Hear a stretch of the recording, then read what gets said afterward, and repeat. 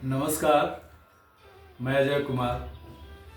The Bihar teachers history makers #TVT मेरा mobile मेरी शिक्षा। ब्लॉक 7 योग के अंतर्गत मैं पवन मुक्तासन के सीरीज को लेकर के चल रहा हूँ। मैं कोई प्रोफेशनल योगाचार्य नहीं हूँ, मैं विज्ञान का शिक्षक हूँ, लेकिन रुचि होने के कारण और जितने भी योग बताने वाले हैं आचार्यगण, वो पढ़ाई के लिहाज से इन चीज़ों को नहीं बताते और एक सीरीज में नहीं बताते। अलग अलग रोग अलग अलग तरीके से सब जगह बताए हुए हैं। क्योंकि मैं एक शिक्षक हूँ और मुझे ऐसा लगता है कि आने वाले समय में प्रत्येक व्यक्ति को जिस प्रकार से योग की आवश्यकता सभी को हुई है, दिन प्रतिदिन इसकी आवश्यकता बढ़ने वाली है।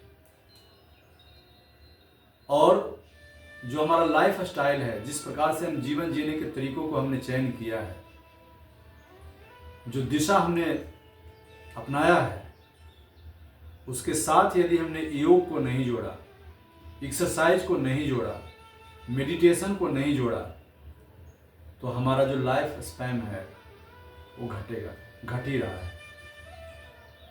समय के साथ आप काफ़ी मेहनत करते हैं, बहुत पैसा कमाते हैं, परंतु आपके पैसे का कितना हिस्सा डॉक्टर के यहाँ जाता है, कितना हॉस्पिटल में जा रहा है, कितनी दवाइयों पर खर्च हो रहे हैं, और क्या आप बहुत सारा पैसा कमा करके सुख पा रहे हैं, आनंदित हैं, खुश हैं? नहीं। यदि नहीं तो आपको इस पर मंथन करने की आवश्यकता है कि मुझे अपने लाइफ स्टाइल में क्या परिवर्तन करना चाहिए। मैं कोई बहुत आकर्षक वीडियो तो बना नहीं सकता क्योंकि मैं प्रोफेशनल नहीं हूँ, और इसके लिए जितने खर्च की आवश्यकता होती है और जिस प्रकार से लोग प्रोफेशनल वीडियो बनाने के लिए सरंजाम जुटाते हैं, कैमरामैन होना चाहिए, अलग से बहुत तरह का सरंजाम होता है, तो वो तो मैं नहीं कर सकता। लेकिन मैं जो बता रहा हूँ, मेरे जो सीरीज को आप देखेंगे पवन मुक्तासन का, या शुरू से कोई भी चीज़, किसी भी वीडियो को आप उठा के देख लें, आपको हर वीडियो में एक नया ज्ञान मिलेगा, आपके जीवन को जीने का एक नया आयाम मिलेगा। आप उस सहारे यदि जीवन जीने के लिए आगे बढ़ते हैं और उसमें से जो आपको आवश्यकता है उसका चयन करके आप अपने जीवन में शामिल करते हैं, तो निश्चित रूप से आपके जीवन में एक गुणवत्तापूर्ण बदलाव आएगा और आप सुखमय जीवन, आनंदित जीवन जीने के लिए अग्रसर हो जाएंगे। पवन मुक्तासन का 2 सीरीज हमने पूरा किया है। पवन मुक्तासन का सीरीज 1 और सीरीज 2 हमने पूरा कर लिया है, और हम सीरीज 3 की तरफ आज से बढ़ रहे हैं।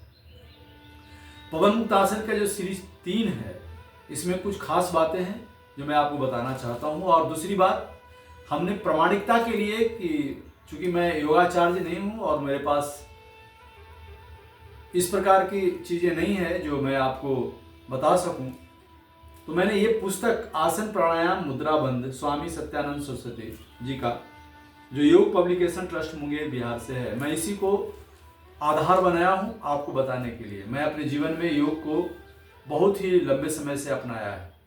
जिस समय मैं इंटर में पढ़ता था, उस समय से ही मैंने योग और सब चीज़ों को, आध्यात्मिक क्षेत्र को मैंने अपनाया, और हमारे जीवन में आज जो कुछ भी खुशियां हैं वो इन्हीं चीज़ों की देन है। सो मैं मानता हूँ कि आप अपने जीवन में योग को अपना करके अपने जीवन में एक गुणात्मक बदलाव लाकर आनंद और उत्साह के साथ जीवन जी सकते हैं। तो पवन मुक्तासन भाग 3 के सीरीज में इसमें जितने भी आसन बताए जाने वाले हैं वो सब शक्ति बंध के आसन हैं। शक्ति बंध के आसन। शक्ति बंध का मतलब क्या है? बंध का मतलब ही होता है बांधना। किसको बांधना? शक्ति को बांधना। और शक्ति क्या है? ऊर्जा। हमारे शरीर के अंदर जो ऊर्जा है वही हमारी शक्ति है। उस ऊर्जा को हम सही निरूपण कैसे करें, उसको सही दिशा कैसे दें, और सही दिशा दे करके हम उसको अपने शरीर को स्वस्थ करने के परिणाम तक कैसे पहुंचे, इसी पर हम चर्चा करने वाले हैं इस सीरीज के अंदर। तो कुछ खास बातें हैं जो हम अभी आसन भाग 3 में बताने जा रहे हैं, उसमें कुछ बातें हैं जिसको आप जान लीजिए, सुन लीजिए। पहला तो यही है कि हम जो हमारे शरीर में ऊर्जा का प्रवाह होता है, यदि ऊर्जा का प्रवाह में रुकावट आता है तो हमारे शरीर में तकलीफें बढ़ती है। लेकिन ऊर्जा का प्रवाह यदि अनवरत होता है, शरीर में कहीं कोई रुकावट नहीं आती, तो हम स्वस्थ रहते हैं, शरीर के सारे अंग प्रत्यंग स्वस्थ रहते हैं। तो ऊर्जा प्रवाह में जो रुकावट कहीं भी उत्पन्न हो रहा है, हम जो अब सीरीज चलाने वाले हैं, इसका अभ्यास यदि आप करेंगे तो ऊर्जा के प्रवाह की जो रुकावट है वो दूर हो जाएगी। नंबर 1, महिलाओं के मासिक धर्म में यदि कोई समस्याएं आती है तो अभी जो हम सीरीज चलाने वाले हैं आसन के, इसका यदि अभ्यास करेंगी तो उनके मासिक धर्म से संबंधित सभी तरह की समस्याएं दूर हो जाएंगे। ध्यान यही रखना है कि इन आसनों का अभ्यास गर्भाधारण के पूर्व और फिर प्रसव के पश्चात करना है। बीच के पीरियड में इन आसनों का अभ्यास न करेंगे और पुरुष सभी कर सकते हैं। दूसरी बात, हृदय में जो प्राण ऊर्जा का प्रवाह होता है, उसमें जो नाड़ियां काम करती है प्राण ऊर्जा के प्रवाह में, यदि उन नाड़ियों में कहीं रुकावट है तो इन आसनों के अभ्यास से वो नाड़ियां खुल जाएगी, प्राण ऊर्जा के प्रवाह में कोई रुकावट नहीं आएगी। रीढ़ की हड्डी में, है ना, पीछे के भाग में, रीढ़ में यदि प्राण प्रवाह में कोई परेशानी है तो उसको भी ये जो अभ्यास हैं, जो आने वाले सीरीज में हम बताने वाले हैं, इसको करने से ये दूर होगा। प्राण प्रवाह, जो ऊर्जा प्रवाह है, उसमें जो रुकावटें हैं वो दूर होंगी। ये कुछ बातें थी।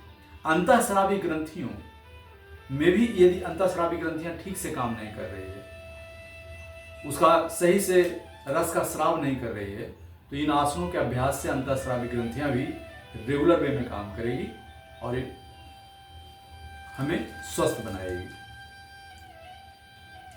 लेकिन एक और इसमें बात है कि यदि कोई गंभीर बीमारी हो तो इन अभ्यासों को यूं ही ना करें, चिकित्सक से परामर्श ले लें, करना चाहिए या नहीं करना चाहिए, तभी आप इस अभ्यास को करना प्रारंभ करें।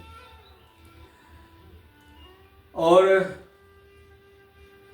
एक और सबसे बड़ी चीज, यदि किन्हीं को ऐसा लगता है कि उनकी प्राण शक्ति में बड़ी कमी है, भय लगता है और शरीर क्षीण हो गया है, ऐसी परिस्थिति में जो आसन का सीरीज हम चलाने वाले हैं, इसको यदि करेंगे तो शरीर की शक्ति पुनः जागृत हो जाएगी।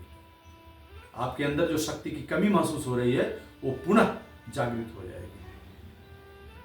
तो इतने सारे लाभ हैं। अब इन सारे लाभों में यदि आपको लगता है कि हमें इन अभ्यासों को देखना चाहिए और इसका प्रैक्टिस करना चाहिए, तो स्वागत है उन सभी बच्चों का, उन सभी शिक्षकगणों का, शिक्षिकाओं का और उन सभी लोगों का जो योग के माध्यम से अपने जीवन में खुशहाली लाना चाहते हैं, स्वास्थ्य की रक्षा करना चाहते हैं और जीवन को हर तरह के आनंद से भरा पूरा रखना चाहते हैं। उन सभी का आने वाले सीरीज में बहुत बहुत स्वागत है। बहुत बहुत धन्यवाद।